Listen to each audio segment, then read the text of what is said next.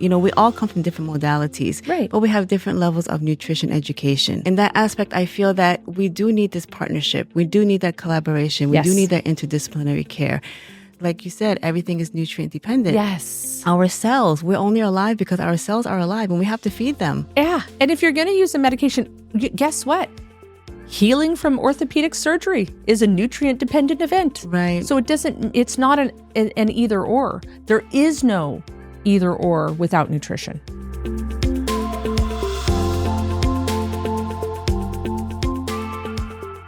Hi, I'm Haylie Pomroy, the Assistant Director of the Integrative Medicine Program at the Institute for Neuroimmune Medicine. As many of you know, I am diehard into nutrition. And today on our podcast, I have a very, very special guest. Today we have Dr. Annie Lin. She is a licensed board-certified nutrition specialist focusing on what we all love, integrative and functional nutrition. Dr. Lin, thank you so much for being here with me today. I have been wanting to have a conversation with you for a very long time, and I'm sorry that we have to get in front of microphones to do it. Likewise. Thank you for having me. It's going to be an exciting topic. So, as you know, nutrition is very near and dear to my heart. I say it saved my life.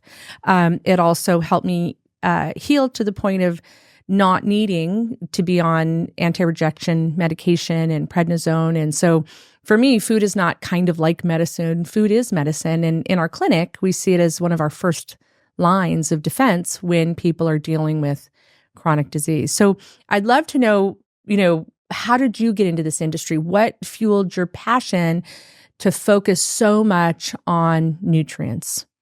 So I owe that all to my parents. I grew up, I'm Chinese, my ethnicity is Chinese, and I grew up in a traditional Chinese medicine household.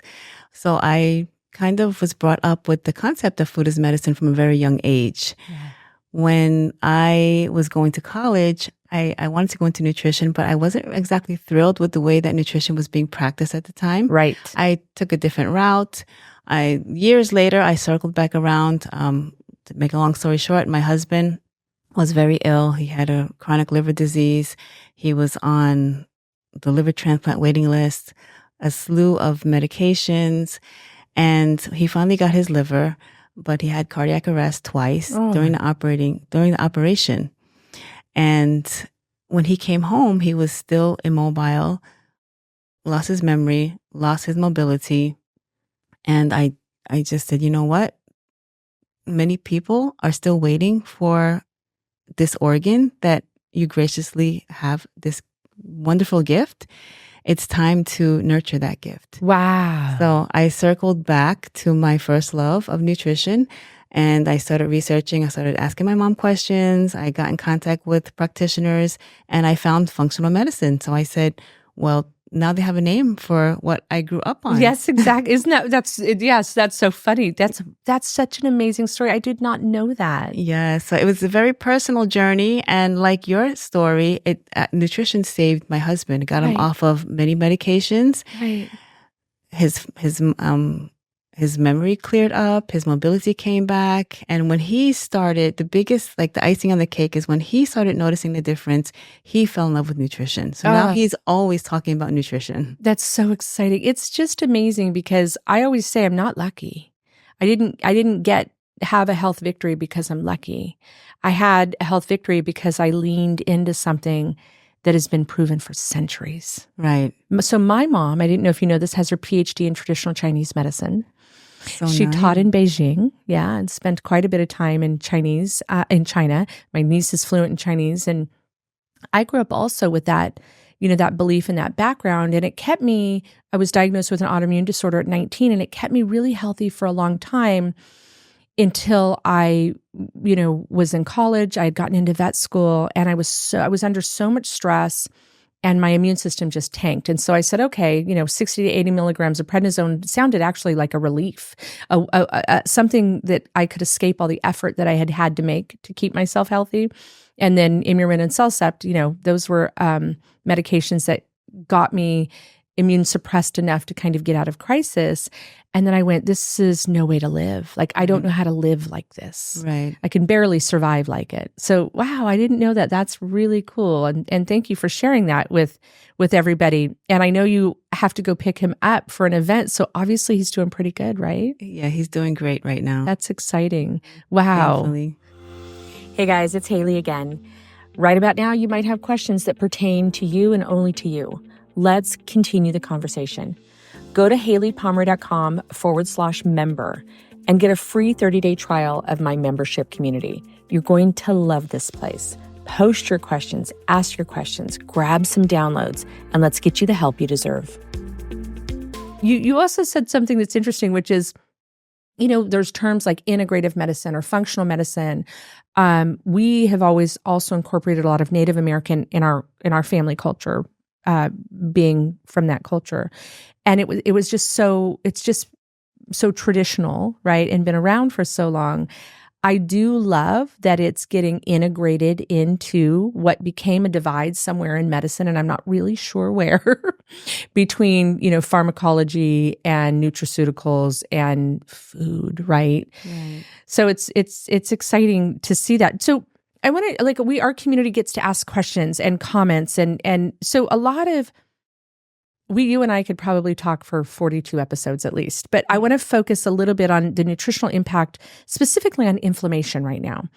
We're at the Institute. We deal with a lot of patients that have ME/CSF, chronic fatigue, Gulf War injury, now COVID long hauler. And there is an underlying imbalance in our inflammatory process. How does nutrition impact that? Sure. So as you know, inflammation is the body's natural response to injury. When Yes. there is a trigger of some sort, the body responds by releasing chemicals to kind of eliminate the injury. And that's absolutely essential for life. The problem is when we have that inflammation, that inflammatory process that is perpetual and continuous, it's chronic. And it's a problem because chronic inflammation is linked with the development and progression of many chronic illnesses. Yes. Right? So I like to think of this whole chronic inflammatory process as a physiologic algorithm. Okay. You have an insult, a Yes. trigger, and And it could be viral. It could be viral. Injury. It Yes. could be stress. it could be food. It could be mycotoxins, Right. gas, Yes. chemicals. Yeah. Okay. It could be a pivot a point. dietary pattern. Yeah. Right. It could Yeah. be so many different things. So when that happens, once that trigger enters the body senses it. So the body will light up a pathway that activates and signals inflammatory cytokines and inflammatory genes. Yeah. And there will be several different kinds who will basically produce inflammation in the way that it does. You said something interesting. You said not only cytokines, which are it can be anti and pro-inflammatory, but you Right. also said genes. Yes. So it turns on, activates our genetic makeup. Right. That's cool. Yes. That's exciting. Yeah. Yes. I always tell people, you might look at a plate of spinach and think that it's your spinach, it's my spinach, but we actually genetically engage with what we consume. That's why, we say our bone is made of calcium and magnesium, but it's our bone. That's why you can't receive a transplant without suppressing your immune system, right? Right. All of our tissues, all of our bodies are made up of nutrients, but they become us when it integrates with our epigenetics. Exactly. Yeah. Yes. So Very in that cool. aspect, food is information for our Food genes. is information for our, I love that. Food is information for our genes. So nutrition can be bad too. I mean, we always say, how do we use nutrition to reduce inflammation? But how do we use nutrition to cause inflammation as well, right? Like bad food can create bad enzymes and bad hormones in the body. Right, exactly. So that inflammatory trigger, that insult, that injury can very well come from food. You're talking, the highly ultra processed foods, Right. Chronic sugar consumption, Right. advanced glycation products, things like that. What's an advanced glycation product? The definition? Or give me an example. An example would be like French fries. Yes. Or Overcooked, burned. overcooked and burned Got meat. it. Okay. Yes. I that's a term that I am not familiar with. Isn't that crazy? Shows you how old I am. There's new trendy terms in nutrition. I better get with it. So you had said something early when we talked about kind of what drove your passion for this. And you had said that early on that there was a nutrition approach that didn't set right with you. Mm-hmm. So how would you define, the term that's being used, integrative or functional nutrition? Why is that different from, because I have a big beef with nutrition. Mm-hmm. You know what I mean? How we feed people coffee and processed mashed potatoes when they're hospitalized, right? I have Absolutely. A big beef with the fact that we give kids, food coloring in school and then tell them to sit down and be quiet. I mean, I have a big beef with nutrition. It's not nutrition. Right. It's chemicals. Right. So nutrition should be real food. When you talked about feeling disconnected from it, what's the difference for you? So the difference is that, integrative nutrition, integrative medicine, it incorporates all of it. So functional medicine, integrative medicine is not against conventional medicine. Right. My husband is on life-saving medication. That's part of his reality. Right. I welcome that. I embrace that. But there's also traditional wisdom. There's a food first approach. There is looking at the root cause analysis, looking under the hood, what's causing and driving the clinical imbalances, looking at lifestyle, looking at stress, looking at sleep, looking at the person's relationship with food, their connection with food. So you have to incorporate all of that because we are a whole person. So integrating all of the facets actually is needed and can change the trajectory of healthcare. And every single thing we do is nutrient dependent. Yeah. We go cash a bank at the check. That's a nutritional experience. I love that. Absolutely. We can't have a thought without exchanging nutrients. Because it comes down to our cells. Absolutely. Right? Absolutely. You said something else that was interesting. You talked about it's not in lieu of, or it's not exclusive, and being on medication. One of the things I always try to find a place of where we can all agree upon, right? When we're working we work in several different clinics. And one of the things in pharmacology, in taking any medication, you just read it and there are nutrient deficiencies because of taking that medication. So what should be prescribed in conjunction is, because you're on X, Y, and Z, let's make sure you eat foods that are rich in X, Y, and Z. Exactly. Because the action of the drug causes a depletion in. Yes. Like it's not a nutrition diehard thinking that, if you take a statin, you better be really careful about CoQ10. It's the mechanism of the drug, right? So we can all agree on it. And so we need to feed ourselves, whether you're going out for the MBA or you're taking a statin or you're taking an anti-rejection drug, right? We have to feed ourselves to have success with that exposure and experience. Right. And this is where clinical nutrition really shines. Right. Because they should be part of the team. You have the physician who prescribes, you have the pharmacist who knows the mechanism of action of the drug. Yes. But then you have the clinical nutritionist who knows the biochemistry of the nutrition and who can work to manage these drug-nutrient interactions. So we train coaches, nutritional coaches, and we always say, when you're building your Rolodex, that I'm aged again, you're building your contact list on your cell phone. When you're building your team without walls, right? Have a pharmacist, because somebody's going to walk into your practice and they're going to be on 2, 3, 12, 13 medications, and talk to them about what that means nutritionally for that body. And they, we sometimes concern ourselves with side effects, but just if we start with the basics and make up for the deficiencies, right? That's what 100%. We do in public health, right? That's what we do with our children. That's what we do with every other species except for the human species. Right. We can't sell dog food commercially in the United States without supplementing. Right. We can't grow crops commercially without supplementing the soil. Right. Yeah. So we nurture our animals, we nurture our plants, and we can't forget to nurture ourselves. 100%. Absolutely. So you clinically ideally see a patient how many times a week? Like, what does it take to get somebody really dialed in for their nutrition? So the initial intake is the most important, that first meeting, because that's when you're getting to hear the patient's story and to actually validate, putting everything on a timeline, reading it back to them. There's a lot of light bulb moments that go on, and establishing that rapport, that practitioner-patient relationship. A lot of the times, they come back just because of that reason alone. The support system. Yes. Yeah. And feeling validated. Like, oh, this is not in my head. Oh, you mean that this nutrient deficiency is causing my fatigue? Right. It's causing my problem. So if I just change, and like I said with my husband, when he felt the difference, that convinced him. Right. Hey guys, it's Haylie Pomroy, your host. Right about now, you're probably struggling to achieve the health that you deserve, and you're just not sure what you need to do in order to get it. So what I've done is I've created a special link for you that will give you the nutrition and supplement programs that I use in my private practice to achieve amazing results for my clients and my community. Go to HayliePomroy.com/podcast. Plus, when you use that link, you'll get a 20% discount just because I love you. Again, that's HayliePomroy.com/podcast. Now, back to the episode. I love what you just said about, you just did two things for our community.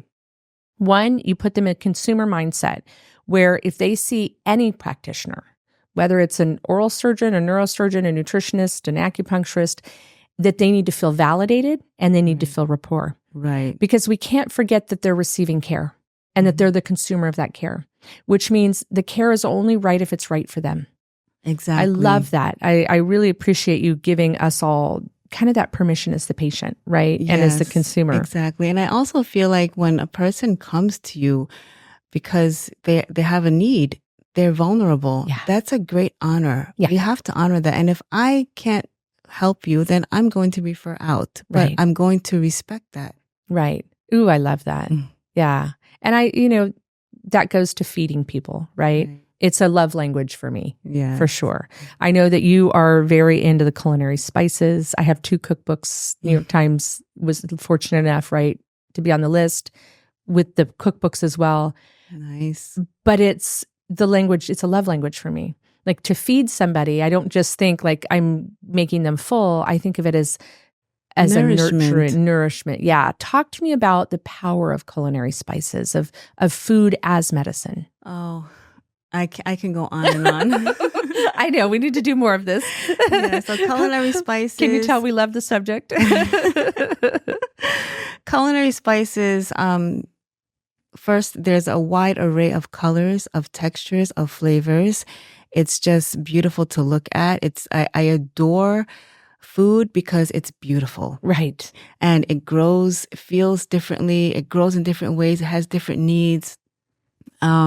There's different time frames. There's different seasons for foods. Right. So sometimes it rests. Yeah. Sometimes it flourishes. Sometimes it gives off fruit. Right. And sometimes you can use the roots. Right. Or the stems. Right.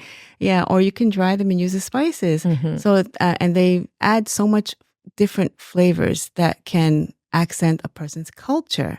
Right. The same spices can taste different from culture to culture because they have different ratios. Engaging with the genetics. Right. Isn't that cool? Right. I just love that. And also like people that love spicy or salty, or it can tell you what organ of involvement or what they grew up, what they cultivated in their gut microbiome even. Right. What they crave. Right. Yeah. And in addition to all of that good stuff, all those goodies, it's packed with nutrient density, with antioxidants. Some culinary herbs and spices, they help with digestion, like ginger and peppermint. Right. Gastro herbs. Right. Yes. Some help with inflammation, like turmeric, omega-3 fatty acids.